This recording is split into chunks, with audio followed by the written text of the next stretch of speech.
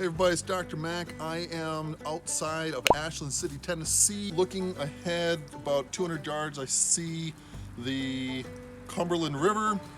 On my left, you see a cliff face that's up there about 30 feet above me. And that cliff face goes directly to my right.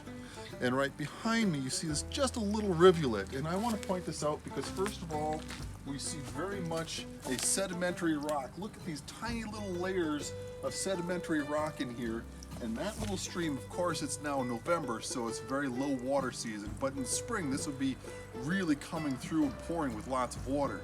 But just this curve in here has been eroded away over tens of thousands of years. Perhaps we can go as far as millions of years.